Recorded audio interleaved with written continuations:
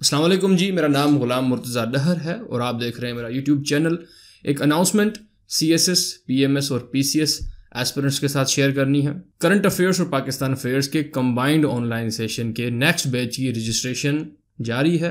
Top right corner میں جو what's app کا نمبر ہے اس پہ رابطہ کریں، اپنی سیٹ ریزرو کروائیں۔ اس آن لائن سیشن میں نہ صرف 6 ویکس میں آپ کے کرنٹ افیئرس اور پاکستان افیئرس کا پورا سلیبس کور ہوتا ہے، بلکہ آپ کے آنسرز کو بھی ایویلیویٹ کیا جاتا ہے۔ آپ کو بتایا جاتا ہے کہ کس طرح ایفیشینٹ طریقے سے ہائی اسکورنگ جواب لکھا جائے، اور کورس کے آخر میں ایف پی ایس سی کے پیٹرن پہ ایک موک پیپر بھی آپ کا کنڈکٹ کیا جائے گا، جسے آپ ایگزام کی اس ڈرل سے گزرنے کا بھی ایکسپیرینس کر لیں۔ آج ہمارے ساتھ ہیں محمد شریف، ہمارے بہت اچھے دوست بھی ہیں۔ پاکستان کے سارے جو سی ایس ایس کے ایسپرنٹ ہیں ان کے لیے موٹیویشن ہے ان کی سٹوری، اور 2019 میں انہوں نے نہ صرف سی ایس ایس پاس کیا لیکن اپنی فرسٹ پریورٹی کو حاصل کر لیا پاکستان پولیس گروپ میں۔ سب سے پہلے ادا محمد شریف، آپ کا بہت بہت شکریہ، آپ یہاں آئے، اور السلام علیکم۔ وعلیکم السلام غلام مرتضیٰ بھائی، تھینک یو سو مچ، آپ نے مجھے اپنے پروگرام انوائٹ کیا۔ شریف بھائی، سب سے پہلے تو ہم جاننا چاہیں گے کہ آپ کا کیا اسٹرگل رہا، کس طرح سے آپ نے پھر تیاری کی، آپ کی فیملی کا سپورٹ کس طرح سے تھا، کتنا ٹائم لگا، کون سا اٹیمپٹ تھا یہ، اور اس کے ساتھ ساتھ آپ اپنی اس جرنی کو مینٹین کرنے کے لیے کیا کیا کرتے رہے۔ سارا قصہ بتائیں، آج ڈی کنسٹرکٹ کریں پوری اسٹوری کو۔ بسم اللہ الرحمن الرحیم۔ ہم دیکھتے ہیں کہ ہمارے معاشرے میں جو کلاس بیس سوسائٹی ہے، اس میں جو لوئر اسٹیٹ آف سوسائٹی سے لوگ ہیں، ان میں ایک امید کی کرن بھی ہوتی ہے کہ انہوں نے زندگی میں کوئی اچیو بھی چیز کرنی ہے، لیکن ایٹ دا سیم ٹائم وہ اس ڈائلیما کا بھی شکار ہوتے ہیں کہ کیا جس خواب کو وہ پال رہے ہیں وہ پایہ تکمیل تک پہنچ سکتا ہے یا نہیں بھی پہنچ سکتا۔ تو جس متوسط طبقے سے میں بلانگ کرتا ہوں وہ پاکستان کی اسی لوئر اسٹریٹا میں شامل ہے، جس کی ہمیشہ سے یہ کوشش ہوتی ہے کہ کسی طریقے سے اپنے حالات بدلے جائیں، اور اس حالات بدلنے کے لیے پہلے وہ خود کو بدلنے کی کوشش کرتے ہیں، کیونکہ یہ وہ کمیونٹی ہے جو کہ قرآن کے اس اصول کے اوپر چلتی ہے کہ بے شک خدا کسی قوم کی حالت یا فرد کی حالت تب تک نہیں بدلتا جب تک وہ اپنی حالت خود نہیں بدلتے، کیونکہ یہ وہ کمیونٹی ہے جو کہ سمجھتی ہے کہ شکوہ ظلمت شب سے تو کہیں بہتر تھا کہ اپنے حصے کی شمع جلاتے جاتے۔ تو میری جرنی جو ایجوکیشنل ہے اس کی شروعات تو میرا جو اپنا ولیج ہے، گاؤں ہے، وہاں سے شروع ہوئی، محمد یوسف کلوڑو، اور یہ احمد پور میں ایک احمد پور یونین کونسل اور تحصیل پیجو بوٹ اور جو ڈسٹرکٹ ہے ہمارا خیرپور میرس، اس میں ایک چھوٹا سا قصبہ ہے۔ وہاں سے میں نے انیشلی جو ہے وہ اپنی تعلیم کی شروعات کی اور ایک پرائیویٹ اسکول میں 2001 میں ایڈمیشن لیا، اور میرا کوئی شاید شروع میں اتنا پڑھنے کا کوئی مطلب ارادہ نہیں تھا، کیونکہ 2001 میں اور خاص طور پر پیریفرل ایریاز میں پڑھائی کا جو ٹرینڈ تھا وہ بالکل کم ہی تھا۔ لیکن ایک ٹیچر نے میرے بھائی کو ریکمینڈ کیا کہ اگر آپ کے گھر میں ایک کوئی بچہ ہے جو کہ پڑھنا چاہتا ہے تو آپ اسے اسکول میں ایڈمٹ کرا لیں، مستقبل جو ہے قوموں کا وہ آگے چل کر کلاس رومز میں ہی ڈیسائیڈ ہوتا ہے۔ تو میرا ایڈمیشن ہوا اور میں نے پہلی جماعت سے لے کے 8ویں جماعت تک جو ہے وہ اپنے اس اسکول سہیل پبلک اسکول میں اپنی جو ایجوکیشن ہے وہ حاصل کی۔ البتہ اس پورے ٹائم پیریڈ میں میں نے ہمیشہ سے کوشش یہ کی کہ اکیڈیمک سائڈ جو ہے اپنی وہ ٹھیک ہو، اور کو کریکولر جو سائڈ ہے اس کے اوپر زیادہ سے زیادہ کام کیا ہے۔ صحیح۔ شریف بھائی یہ بتاتے چلیں کہ آپ کے فادر کیا کرتے تھے، وہ کس طرح سے آپ کی فیملی کو، آپ کو سپورٹ کرتے رہے اسٹارٹنگ سے؟ اوکے غلام رضا بھائی، جیسے میں نے آپ کو کہا کہ جس اسٹریٹ آف سوسائٹی سے میں بلانگ کرتا ہوں، اس میں اگر میں اپنے فیملی بیک گراؤنڈ کی بات کروں تو جس طرح سے پیریفرل ایریاز میں فردر پیریفری ہے، اس طرح کا ہمارا بیک گراؤنڈ تھا۔ میرے والد پیشے کے لحاظ سے کسان ہیں، اور میرے والد صاحب کے ساتھ میرے جو بھائی ہیں جو کہ خود ایک محنت کش جو طبقہ ہے، مزدور طبقہ، اس سے وابستہ ہیں، انہوں نے ایک مشترکہ کوشش کی کہ ہم نے اب فیصلہ کرنا ہے کہ ہماری آنے والی پیڑھی نے بھی مزدوری کرنی ہے یا اس نے کوئی نئے مستقبل کی راہیں ڈھونڈ لینی ہے۔ تو پیرنٹس کی اور میرے جو بھائی تھے, جو فیملی ممبرس تھے, ان کی یہ اولین کوشش تھی کہ جو خواب وہ پال رہے تھے اور وہ خود اچیو نہیں کر سکے تھے, تو انہوں نے کہا کہ کم از کم ان کے جو آنے والی نسل ہے وہ اس کو پایا تکمیل تک پہنچا. اور وہ خواب بھی یوں سمجھ لیں کہ کوئی اتنا بڑا نہیں کہ جو اچیو نہیں کیا جا سکتا. ایک یہی خواب ہے کہ کس طریقے سے معاشرے میں جو ہے انسان اپنی زندگی میں کوئی نہ کوئی مقصد حاصل کرے. وہ مقصد کوئی کمیشن کی جاب ہو, لیکن جو اپنی انڈیپینڈنٹ آئیڈینٹی بنانے کا جو مقصد تھا وہ یہ کیا کہ جو میں نے اپنی ابتدائی تعلیم اپنے اسکول میں حاصل کی اس سے ایک قدم میں آگے بڑھ کے جاؤں. تو اس کے بعد میں پھر میں نے کیڈٹ کالج لاڑکانہ کا جو ٹیسٹ ہے وہ پاس کیا 2008 میں, اور میں کوئی جو ٹاپ 10 اسٹوڈنٹ سلیکٹ ہوتے ہیں اسکالرشپ پہ 2008 میں سلیکٹ ہوا. اور جو میرے 5 سال تھے کیڈٹ کالج لاڑکانہ میں گزرے, وہاں پہ بھی بہت اچھا سا ٹینیور گزرا, جس میں کیڈٹ کیپٹن بھی رہا, میں بیسٹ ایسسٹ بھی رہا. اور یہ کیڈٹ کالج 2 سال جو ہے وہ بیسٹ, دیگر لوگ ابھی بڑی اے بی سی اور چھوٹی اے بی سی سیکھ رہے تھے, تو تب میں ان دنوں میں بیسٹ ایسسٹ تھا. اور یہی کریڈٹ تھا, یہی اسٹرگل تھی بیسیکلی کالج کی, جس نے آگے چل کر میری جو سی ایس ایس کی جرنی تھی اس کو آسان کر دیا.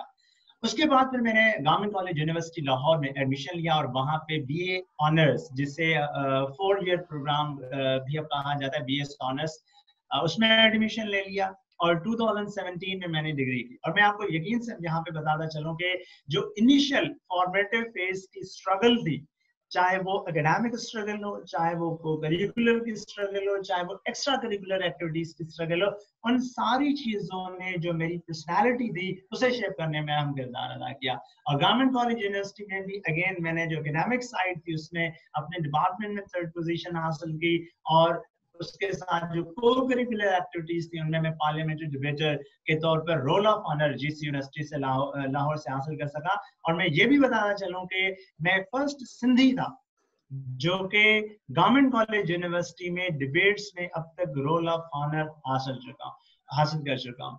تو یہ وہ بنیادی طور پر وہ جو تلاش ہے, وہ جو جستجو ہے, اس نے بنیادی طور پر اس نئے راستے کا جو مجھے سبق دیا. اور پھر 2017 میں نے وہاں سے ڈگری مکمل کی. 2018 میں نے فرسٹ اٹیمپٹ دیا, تب میں نے 5 مہینے تیاری کی تھی.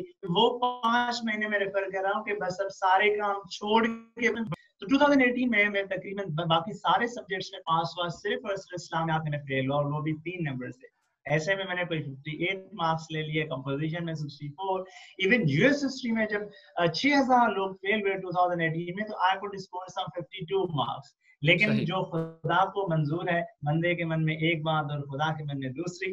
تو خدا کا میرے اوپر یہ بہت بڑا کرم ہے کہ 2018 میں اب میں سمجھتا ہوں کہ اچھا ہوا میں فیل ہوا, کیونکہ اس فیلیور سے میں نے سبق سیکھا. اور یہ زندگی میں میرا کوئی پہلا فیلیور نہیں تھا. اس سے پہلے میں آئی ایس ایس پی میں 2 بار ناٹ ریکمینڈ ہو چکا تھا.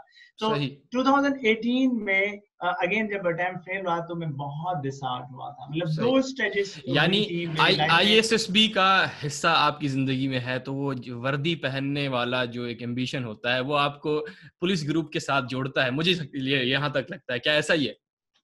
بالکل ایسا ہی ہے. اور کیڈٹ کالج لاڑکانہ میں پڑھتے ہوئے ہمیں تقریباً جو مائنڈ سیٹ تھا وہی ایک فورس والے آدمی کا جو ہے وہ مائنڈ سیٹ بن گیا تھا کہ ایک ویل ڈسپلن ہونا, فزیکل فٹنس پہ دھیان دینا, جو کمیونیکیشن اسکلس ہیں وہ اسٹائل, وہ پھر کمانڈنگ اسٹرکچر والا رکھنا, اس طرح کی نا ساری چیزیں. تو آئی ایس ایس بی میں جو فیلڈ اٹیمپٹ تھا, that was also the point of change in my life. جس طرح سے پاولو کویلو نے کہا ہے نا کہ بھائی آپ کی زندگی میں کوئی ایسی مومنٹ آتی ہے جب آپ نے ڈیسائیڈ کرنا ہوتا ہے کہ آپ نے کیا بننا ہے کیا نہیں بننا. یا کسی انڈیویجول نے کہا ہے کہ there are times when we make history and there are times when history makes us. تو میں نے ہمیشہ کوشش کی کہ میں بھی ایک تاریخ ساز شخصیت بنوں, لیکن اگین انٹرمیڈیٹ کے بعد تو فیلیور تھے. پھر 2018 میں جب فرسٹ اٹیمپٹ میں فیل ہوا تو again this was a setback. لیکن میں نے ہر مشکل میں قرآن کے اس اصول کو سمجھا ہے کہ ہر مشکل کے بعد آسانی ہے.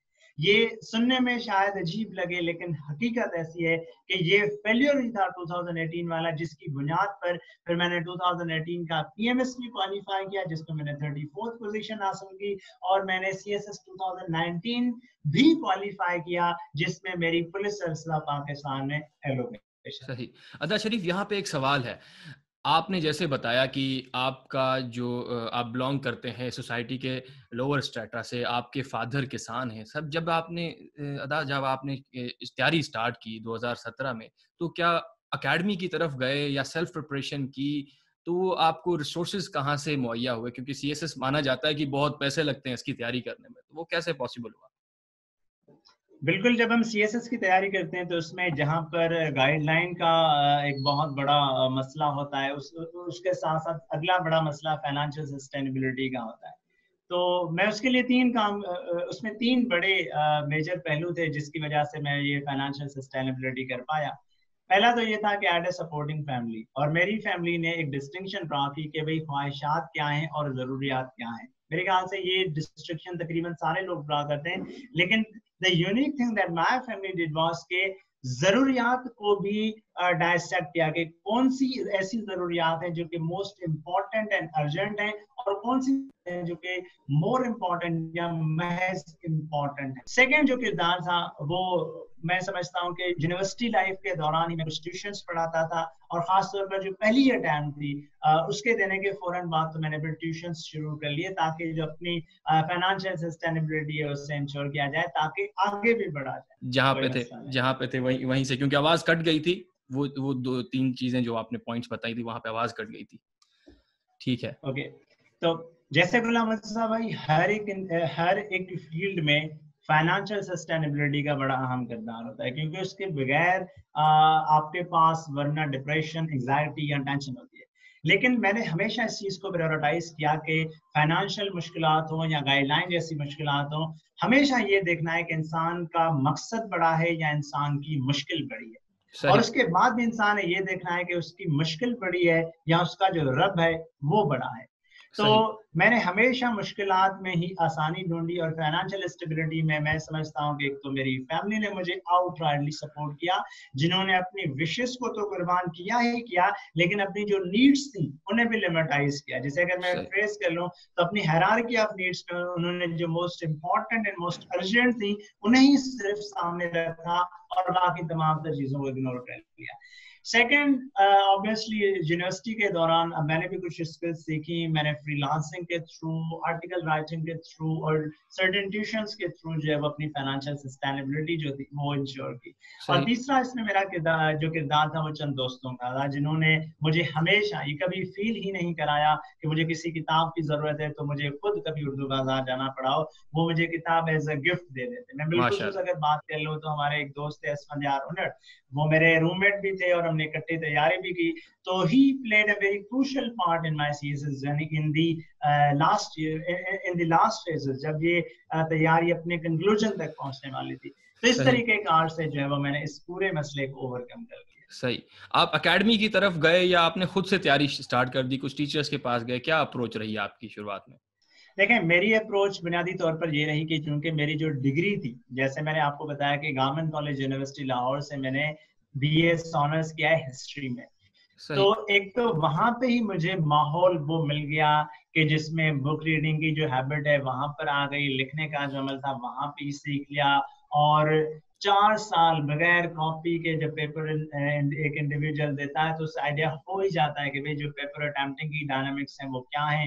پھر 48 کورسز ہم نے 4 سالوں میں پڑھے، تو جو نوٹس میکنگ کا آئیڈیا ہے، ریویژن کا آئیڈیا ہے، چیزوں کو کنٹیکسچلائز کرنے کا آئیڈیا ہے، پھر پارلیمنٹری ڈیبیٹس کی وجہ سے جو کنسپچوئل لرننگ ہے اور چیزوں کے بارے میں جو لیولز آف آرگومنٹیشن یا انالیسس ڈیولپ کرنی ہے، تو وہ ساری چیزیں میری یونیورسٹی کے ماحول میں ڈیولپ ہو گئی۔ البتہ یہ تھا کہ میں نے یونیورسٹی کے بعد جو انگریزی کی جو ہے وہ اسیسمنٹ کرائی، اس کے لیے میں نے انڈیویجول ٹیچرز جو تھے انہیں ریفر کیا۔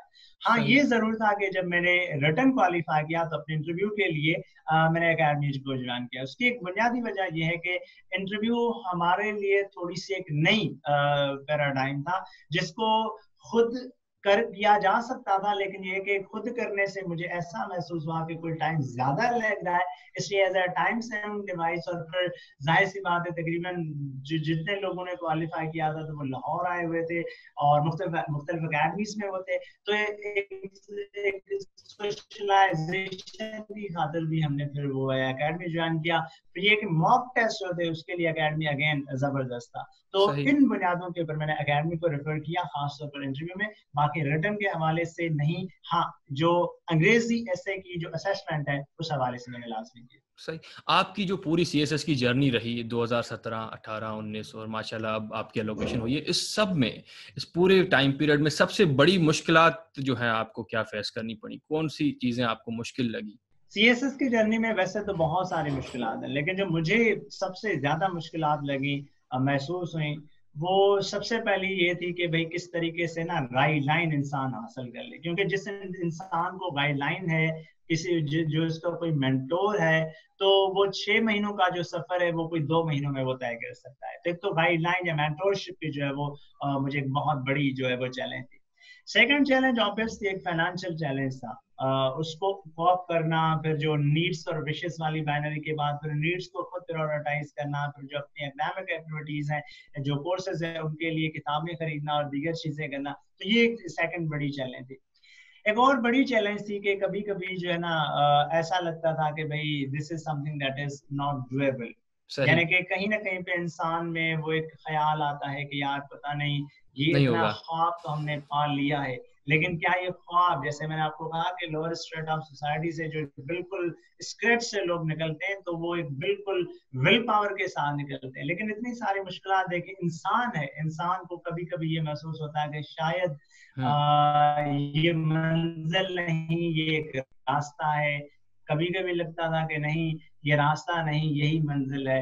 तो उसके बाद ये जो अगली सबसे बड़ी कंसिस्टेंसी वाला, प्रिजर्वेशन वाला, प्रिजर्वेरेंस वाला, और खास तौर पर ये जो है कि रूटीन इंसान की एक ठीक हो और वो अपने गोल ओरिएंटेड मकसद के साथ चला जाए, ये एक बड़ी चैलेंज है। Because I believe that your attitude determines your altitude. आप सही। किस तरीके से सोचते हैं और आप किस तरीके से चीजों को आगे लेके जाते हैं, this is what makes difference at the end of the day. सही। शरीफ भाई, मेरा एक दोस्त है, वो सीएसएस की तैयारी करता है, लेकिन उसका भी ताल्लुक आप ही की तरह इस लोअर स्ट्रेटा, और उसके फादर भी फार्मर हैं। तो एक बार बात हो रही थी, उसने कहा कि मुझे मुझे ये एक्सप्लेन करने में मसला होता है कि मैं अपने फादर को क्या बताऊं सीएसएस क्या होता है। उन्हें ये भी पता नहीं है कि सीएसएस है क्या। तो क्या आपके साथ ऐसा सिनेरियो था? फादर को, मदर को पता होता था कि आप क्या तैयारी कर रहे हैं, कौन सा इम्तिहान है ये? देखें, वालिदैन कभी भी मुझसे ये नहीं पूछते थे कि यार तुम कौन सा इम्तिहान दे रहे हो। बस वो मुझे कहते थे कि भाई आप अपनी जो मेहनत है, आप जो अपनी लगन है, उसके साथ काम करें, जो आपके नसीब में जो चीज होगी वो मिलेगी। सही। तो उन्हें बिल्कुल इस बात का नहीं आइडिया कि सीएसएस क्या है, पीएमएस क्या है। इवन मैं मौजूदा हालात में पीएमएस ऑफिसर के तौर पर भी अपने फराइज अंजाम दे रहा हूँ। They have nothing to do with that ना। सही। उनका ये है कि भाई ठीक है, हमारे चीज से कोई लेना देना नहीं। बस पॉइंट ये कि किसी कोई रिजल्ट हो at the end of the day. सही। सही। और सही। जब मेरी पुलिस में सिलेक्शन हुई, तो वो समझ रहे थे कि भाई जितनी भी कमीशन है वो सारी है ये पुलिस के लिए ना। सही। तो सही। क्योंकि सही। हमारे माशरे में जो सीएसएस का और खासतौर पर जो रूरल सेटअप में जो इमेज है ना कमीशन का कि सीएसएस सही। ऑफिसर कौन है, तो पहला ये ख्याल आता है कि भाई क्या वो एसपी बन गया है या नहीं सही। बन गया। तो अगर वो कस्टम ऑफिसर भी बन गया तो कहेंगे कि नहीं पता नहीं सीएसएस नहीं कोई और कमीशन क्वालिफाई किया होगा, सही। सही। क्योंकि अगर सीएसएस कर लिया होता तो यकीनन एएसपी होता। बिल्कुल, ये बिल्कुल रूरल सिंध में, और सिंध में ओवरऑल ये तासुर माना जाता है कि सीएसएस पास करना एसपी बनना होता है, बाकी जो है, और ऐसा ही है बिल्कुल। तो शरीफ भाई, आपको बहुत लोग सुन रहे होंगे अभी जो रूरल सिंध से और जो किसान के बेटे हैं, जा वो उन पुअर फैमिली से बिलोंग करते हैं, आपकी उनके लिए क्या बेस्ट एडवाइस होगी? क्या चीज़ें हैं जिन पे उन्हें फोकस करना चाहिए, और इस ख्वाब को क्या पालना चाहिए? सीएसएस करना पॉसिबल है उनके लिए, और कौन सी पॉइंट्स है जिन पे वो फोकस करके इसको हासिल कर सकते हैं? खलील जिब्रान जो कि लेबनान का एक मशहूर फलसफी था, उससे किसी ने पूछा कि क्या इंसान को ख्वाब देखना चाहिए, तो उन्होंने कहा कि बिल्कुल ख्वाब देखना चाहिए, क्योंकि जो इंसान ख्वाब नहीं देखता वो अपने हालात नहीं बदल सकता। फिर सही। उससे दोबारा से सवाल पूछा गया कि کیا ایک انسان جو کہ سویا ہوا ہو اور آزادی کا خواب دیکھ رہا ہو تو کیا اسے جگانا چاہیے یا نہیں جگانا چاہیے؟ تو خلیل جبران نے بڑے تاریخی الفاظ کے اور اس نے کہا کہ جو انسان سوئے ہوئے خواب دیکھے اسے لازمی طور پر جو ہے وہ جگانا چاہیے، کیونکہ خواب وہ نہیں جو کہ آپ نیند میں دیکھتے ہیں، خواب وہ ہے جو کہ آپ کو سونے نہیں دیتے۔ تو میری ان تمام حضرات سے جو کہ ایک متوسط بیک گراؤنڈ سے ہیں اور یہ اپنی زندگی میں سمجھتے ہیں کہ وہ چینج لانا چاہتے ہیں، تو چینج کے ملٹیپل میکانزمس ہیں، لیکن ایک میکانزم چینج کا جو ہے وہ CSS بھی ہے۔ تو اگر تو آپ کا یہ ایم ہے تو آپ نے سب سے پہلے یہ ذہن میں رکھنا ہے کہ اپنے خوابوں کے لیے آپ نے جاگنا ہے۔ You would have to burn your midnight oil in order to translate your dreams into realities. One. Second یہ کہ اس کے لیے آپ نے ہمیشہ دیکھنا ہے کہ آپ کی personal commitment to the cause and dedication to the work وہ کتنی ہے، کیونکہ اگر آپ اس فلسفے کے ساتھ بیٹھیں گے کہ آپ سارا دن لائبریری میں بیٹھیں لیکن اور آپ کے سامنے کتاب بھی کھلی ہو لیکن آپ کی اپروچ یہ ہو کہ look busy, do nothing، تو اس طرح کی پڑھائی کا کوئی فائدہ نہیں۔ میں کہنا یہ چاہ رہا ہوں کہ آپ جو بھی کریں وہ اپنی ذات کے لیے کریں کہ یار مجھے کوئی دیکھے یا نہ دیکھے، میں اپنے آپ کو تو خود دیکھ رہا ہوں نا، اور مجھے اپنے کام کے ساتھ جو ہے وہ کمٹمنٹ کرنی چاہیے۔ کسی اور کو میرے اوپر واچ ڈاگ نہیں ہونا چاہیے کہ وہ دیکھے کہ بھئی تم نے آج 6 گھنٹے پڑھائے یا 10 گھنٹے پڑھائے۔ آپ نہ پڑھیں یہ بھی ٹھیک ہے اور آپ 10 گھنٹے پڑھیں یہ بھی ٹھیک ہے، پوائنٹ یہ کہ آپ اپنی پرسنل کمٹمنٹ کے ساتھ کام کریں۔ تیسری بات یہ میں آپ سے کہوں گا کہ موٹیویشن ہمیشہ زندگی میں رکھیں، اور موٹیویشن یہ ہوتی ہے کہ آپ کوئی نہ کوئی مقصد پالیں، جس طرح سے میں نے کہا نا کہ آپ کو ایک خواب پالنا چاہیے، آپ ایک زندگی میں مقصد بھی پالیں۔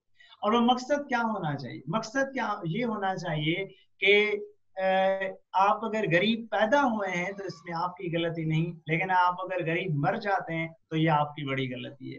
اور آپ نے صرف اپنی ذات کو تبدیل نہیں کرنا بلکہ آپ کا جو سروس کا اسکوپ ہے وہ یہ کہ آپ نے نیبرہڈ میں، اپنے ولیج میں اور جو گراس روٹ لیول پہ جتنا آپ کام کر سکتے ہیں وہ آپ نے کرنا ہوگا۔ جب آپ نے یہ مقصد بنا لیا ہوتا ہے نا تو خدا کی طرف سے اب مدد آنا شروع ہو جاتی ہے۔ جب آپ یہ مقصد اتنے بڑے پالتے ہیں تو آپ کی حالت ان 313 اصحاب کی ہوتی ہے جن کے سامنے 1000 کا لشکر کھڑا ہوتا ہے، لیکن یہ حوصلے ہی ہوتے ہیں جو کہ انسان کو چٹانوں کی طرح مضبوط کرتے ہیں، اور یوں پھر خدا کی جب مدد آتی ہے تو پھر 313 ہی ہوتے ہیں جو کہ 1000 کے اوپر حاوی ہو جاتے ہیں۔ اور یوں آپ ایک متوسط طبقے سے ہو کر بھی آپ ان تمام تر لوگوں کو بیٹ کرتے ہیں جو کہ آکسفورڈ، کیمبرج ان اداروں سے پڑھے جن کے نام لینے سے منہ ٹیڑھا کرنا پڑتا ہے۔ تو یہ ایک موٹیویشن آپ نے ضرور پالنی۔ آخری بات جو کہ میں آپ کو کہوں وہ یہ ہے کہ آپ نے ہمیشہ اپنی سیلف ریسپیکٹ کو بالکل اس کو پلے سے باندھنا ہے۔ سیلف ریسپیکٹ جو ہے وہ آپ نے کبھی بھی کمپرومائز نہیں کرنی، آپ نے ایک سیلف ریسپیکٹ ایٹیٹیوڈ کے ساتھ تیاری کرنی ہے، اور آپ دیکھیں گے انشاءاللہ کہ آپ کے لیے راہیں آسان ہو جائیں گی۔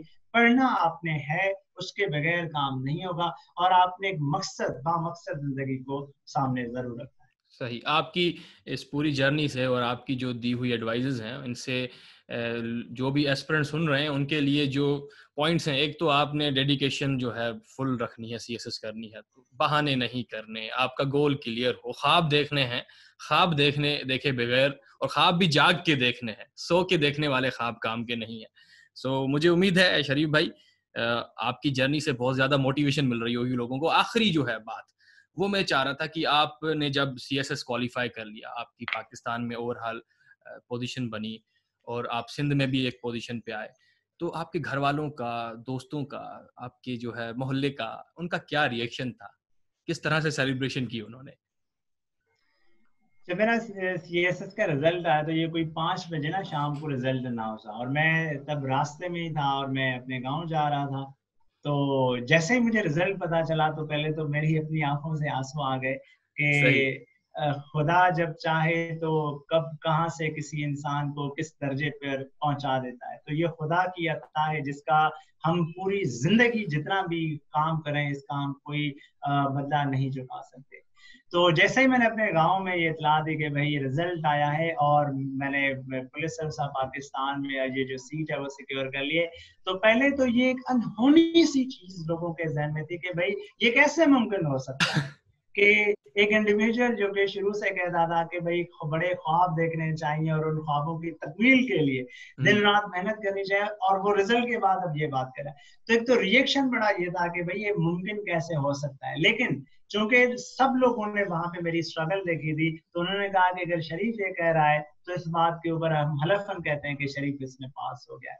تو پورا گاؤں 1 کلومیٹر باہر اپنے گاؤں سے مجھے ریسیو کرنے آیا، ڈھول شول بھنگڑے شنگڑے ڈالے سب لوگوں نے، اور پھر مجھے اپنے گھر تک جو ہے وہ پورا گاؤں جو ہے وہ اسکارٹ کرتا لیتا گیا، اور سب کے چہرے پر وہ خوشی تھی جو کہ میں سمجھتا ہوں کہ جیسے کسی انسان کے اوپر کوئی سال سے جیسے کوئی ظلم ہوا اور اپنی زندگی میں وہ دل سے کبھی مسکرایا نہ ہو، اور اچانک اس کی زندگی میں بہاریں آ جائے اور وہ مسکرانا شروع کر لے. میں نے لوگوں کے چہروں پر یہ تاثرات دیکھے، اور جب میں نے یہ تاثرات دیکھے تو آپ یقین کیجئے مجھے ایسا محسوس ہوا کہ جتنی میں کہتا ہوں کہ 24 سال ہم نے اسٹرگل کی اس گول کو اچیو کرنے کے لیے، وہ اس ایک لمحے کے برابر بھی نہیں ہے جو کہ لمحہ لوگوں کی خوشی کے لوگوں کے چہروں کے اوپر جو خوشی کے تاثر میں مجھے نظر آیا.